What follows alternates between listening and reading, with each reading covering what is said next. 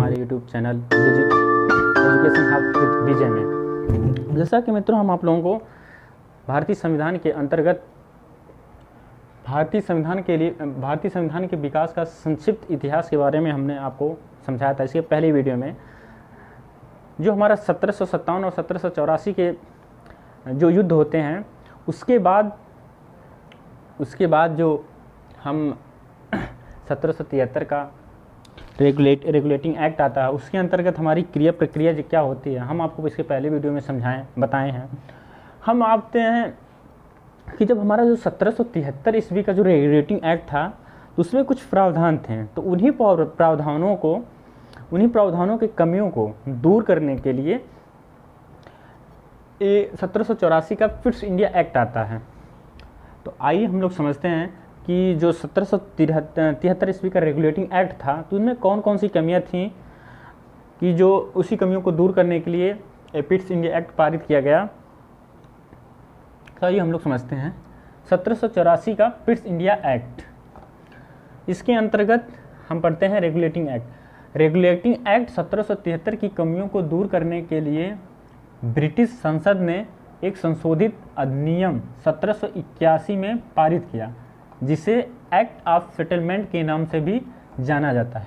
कहने का तात्पर्य यह है कि 1784 ईस्वी का जो हमारा फिट्स इंडिया एक्ट आता है, इसके अंतर्गत 1773 ईस्वी के रेगुलेटिंग एक्ट की कमियों को दूर करने के लिए एक प्रावधान थे। तो इसमें एक हमारा आता है 1781 में जो नियम कानून अधिनियम पारित होता है, उसको हम एक्ट ऑफ सेटलमेंट के नाम से भी जानते हैं, एक्ट ऑफ सेटलमेंट एक्ट। इस अधिनियम की विशेषताएं क्या थीं, जो कुछ खास हैं, जो हमारे भारतीय संविधान के विकास में जो योगदान देती हैं, जो नियम, जो प्रावधान, हम उसी को समझते हुए चलेंगे। और जो बाकी है, आपको छोटे छोटे पॉइंट के रूप में हम आपको अगले वीडियो के माध्यम से आपको बताते चलेंगे कि और भी कौन से छोटे छोटे कानून थे जो इसके अंतर्गत होते थे। तो हम आइए कुछ खास नियमों के बारे में समझते हैं, जिसमें हमारा आता है पहला, इसने कंपनी के राजनैतिक और वाणिज्यिक कार्यों को पृथक पृथक कर दिया। कहने का तात्पर्य है कि जब 1773 ईस्वी का रेगुलेटिंग एक्ट था, उसमें जो हमारा यहाँ जो बंगाल में पहला शासन करते हैं, वहाँ पर फिर उसके बाद धीरे धीरे मद्रास और बम्बई पर उन्होंने अपना आधिपत्य जताया। फिर धीरे धीरे इन लोगों का अग्रसर आपका उड़ीसा हुआ, बंगाल हुआ, मुंबई हुआ, इस मद्रास हुआ, इस पर धीरे धीरे उन लोगों का आधिपत्य बढ़ता जाता है। तो अब उन लोगों को आवश्यकता पड़ी, कार्यभार बहुत अधिक बढ़ने लगे थे, और तो उन लोगों को ये आवश्यकता लगी कि क्यों ना हम अपने इस राजनैतिक कार्यों और वाणिज्यिक कार्यों को अलग अलग कर दिया जाए। तो इन्होंने 1784 ईस्वी के फिट्स इंडिया एक्ट के द्वारा इन्होंने इस प्रावधान को लागू किया, जिसमें इन्होंने राजनैतिक और वाणिज्यिक कार्यों को अलग अलग कर दिया। वाणिज्यिक का यहाँ मतलब है कि अपने व्यवसायिक जो आयात निर्यात है, जो यहाँ पर वो व्यवसाय करने आए थे, उस व्यवसायिक कार्य को और यहाँ के राजनीतिक कार्यों को अलग अलग कर दिया। तो ये जो हमारा राजनीतिक कार्य था, जो इन्होंने राजनीतिक और वाणिज्यिक कार्यों को अलग किया था, तो इसमें राजनीतिक कार्यों को संभालने के लिए एक बोर्ड ऑफ कंट्रोलर का प्रावधान किया।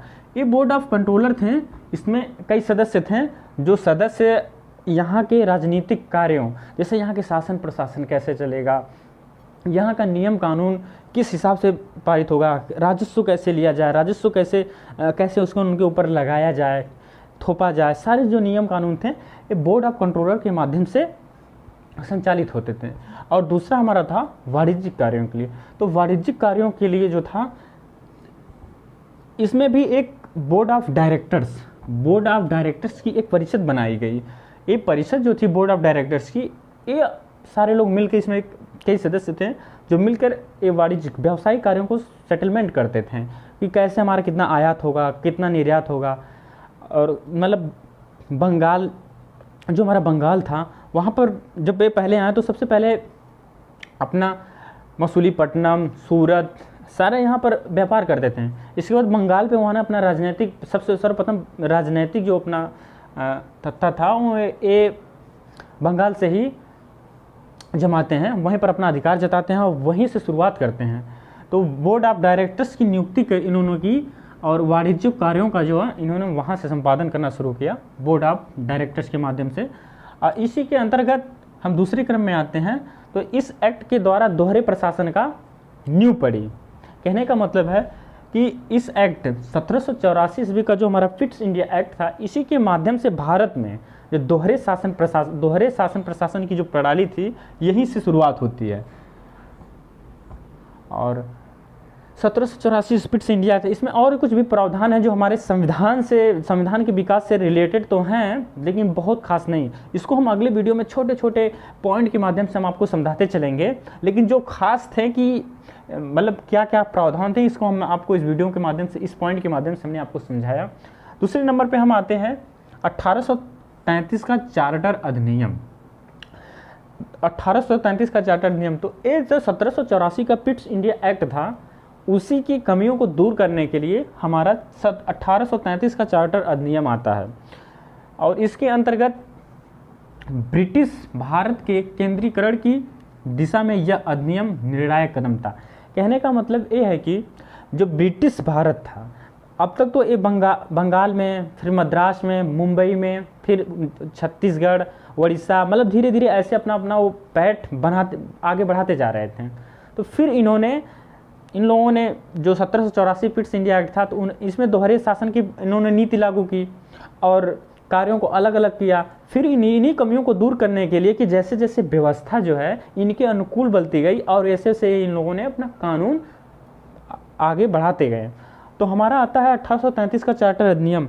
इसमें जो ब्रिटिश भारत के लोग थे, एक केंद्रीकरण का रूल लागू करते हैं कि जो हमारा शासन प्रशासन हो, एक केंद्रीकरण हो, कि जो यहाँ शासन प्रशासन और व्यवसायिक कार्य जो अपने एक हाथ में रखकर ये सारे प्रशासन को संचालित करते थे। तो 1833 का जो हमारा चार्टर एक्ट था, इसी चीज़ के लिए था। और इसके अंतर्गत इस अधिनियम की जो विशेषताएं थीं, ये हमारी थीं, इसने बंगाल के गवर्नर जनरल को भारत का गवर्नर जनरल बना दिया। कहने का तात्पर्य है कि अब तक जो था कि बंगाल का गवर्नर होता था, 1773 के पहले बंगाल का गवर्नर नियुक्त किया जाता। फिर 1773 का हमारा रेगुलेटिंग एक्ट आता है। उसमें जो है 1773 ईस्वी के रेगुलेटिंग एक्ट के द्वारा बंगाल के गवर्नर को बंगाल का गवर्नर जनरल नियुक्त किया जाता है। और उसके अंतर्गत जो है मद्रास और बम्बई के क्षेत्र को भी अधिकार में लाया जाता है। फिर इसी क्रम में हम आते हैं, तो हमारा आता है 1784 का फिट्स इंडिया एक्ट। इसमें कुछ प्रावधानों उनकी कमियों को दूर करते हैं, जैसा आपने समझा। और फिर इसी के माध्यम से हम आते हैं तीसरा 1833 का चार्टर अधिनियम। इसमें जो इन्होंने बंगाल के गवर्नर जनरल का जो पद था, उसको भारत का गवर्नर जनरल नियुक्त कर दिया। कहने का मतलब जो बंगाल का गवर्नर जनरल था, अब तक के कुछ विशेष क्षेत्रों पर अपना अधिकार जताता था, कुछ विशेष क्षेत्रों पर अपना शासन प्रशासन करता था। लेकिन जैसे जैसे इनकी व्यवस्थाएं, इनके परिस्थितियां अनुकूल होती गईं और इन्होंने पूरे भारत पर अपना आधिपत्य जताना शुरू किया, आधिपत्य बनाना शुरू किया। तो जिसके अंतर्गत हम बंगाल के गवर्नर जनरल को पूरे भारत का गवर्नर जनरल बना दिया गया, जिसमें सभी नागरिक और सैन्य शक्तियाँ निहित थीं।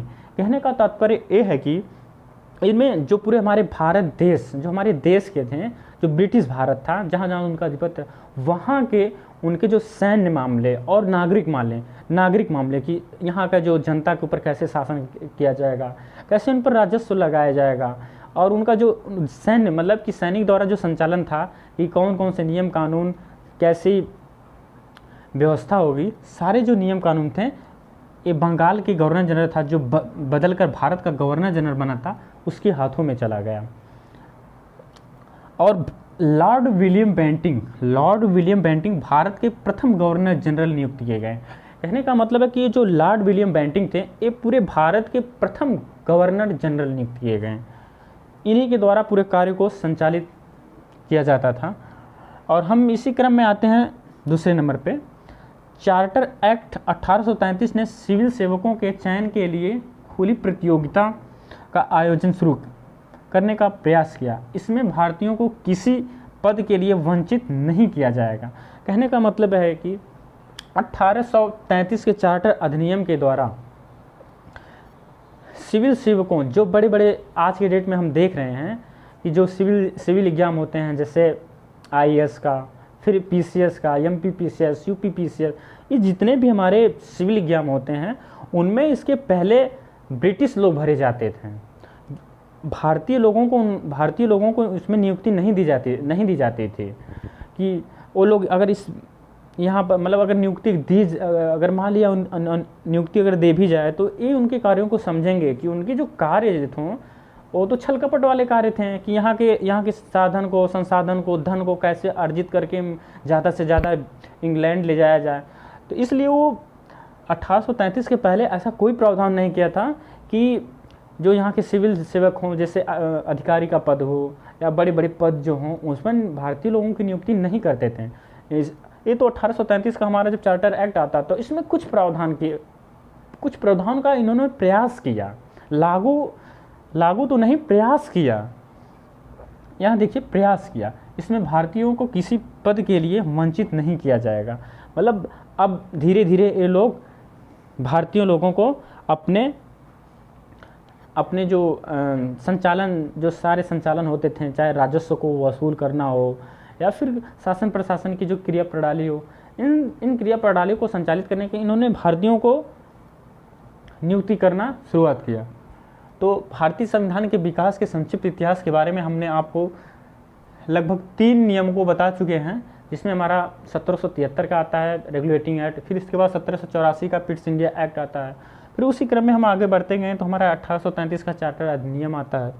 फिर इसके बाद आगे जो प्रावधान है, हम इस प्रावधान को बताएंगे कि कौन कौन से प्रावधान थे, कौन कौन से सुधार 1833 के बाद 1853 का आता है। फिर 1853 के बाद 1857 में हमारी 1857 की क्रांति हो जाती है, जिसे हम प्रथम स्वतंत्रता क्रांति या प्रथम स्वतंत्रता अधिनियम वहीं पारित होता है। तो उसके माध्यम से हम लोग समझेंगे। और ये कुछ जो प्रावधान थे, इसमें हमें प्रावधान को समझना है, हमें पूरे इतिहास को नहीं समझना है। इतिहास तो हम आपको बता ही रहे हैं कि मतलब कैसे कैसे क्रिया प्रक्रिया हो रही थी, और हमें सिर्फ इस चीज़ को फोकस करना है कि जो संविधान से रिलेटेड है कि हमारे संविधान का विकास कैसे हुआ। तो इस भूमिका को हमको बहुत अच्छी तरीके से समझना है कि अगर हम इस भूमिका को नहीं समझेंगे तो शायद हम संविधान का जो प्रस्तावना हो और उस भूमिका को कैसे समझें कि हमारा संविधान कैसे बना है। डायरेक्ट तो बना नहीं, आखिर ये प्रावधान नियम नहीं थे तो नियम लाए कहाँ से गए हैं, ऐसी कोई बात नहीं है। ये नियम हमारे ऊपर पहले से ही ब्रिटिश लोगों ने लागू कर रखा था। तो इस प्रकार से हम लोग धीरे धीरे 1857 के बाद फिर आगे बढ़ते चलेंगे। फिर आएगा आपका 1909 वाला आएगा, 1909 का आएगा पार्लियामेंट सुधार आएगा, फिर इसका 1919 वाला आएगा। फिर इसके बाद हम आएंगे 1935 के भारत शासन अधिनियम पे, फिर उसके बाद आ जाएंगे 1947 के भारत स्वतंत्रता अधिनियम पे, फिर इसके बाद हमारा संविधान सभा का गठन होगा। सारी चीज़ों को हम लोग समझेंगे। तो आज के वीडियो के माध्यम से हमने भारतीय संविधान के विकास के संक्षिप्त इतिहास के बारे में कुछ जानकारियाँ एकत्रित की। आप इसको बढ़िया तरीके से लिख कर और इसको तैयार कर लीजिए, क्योंकि हमारे आगे चलकर ये भारतीय संविधान के बारे में यही सारी जानकारियाँ परीक्षाओं में भी बहुत ज़्यादा पूछती हैं। तो आप हमारे वीडियो को लाइक, सब्सक्राइब और शेयर करते रहिए। हम आपको इस छोटे छोटे वीडियो के माध्यम से आपको बहुत सारी जानकारियाँ अवगत कराते रहेंगे। अब तो हम भारतीय संविधान के बारे में आपको क्रम बाय क्रम एक छोटे से प्रयास को आगे ले चलेंगे। बस आप सपोर्ट करते रहिए। धन्यवाद।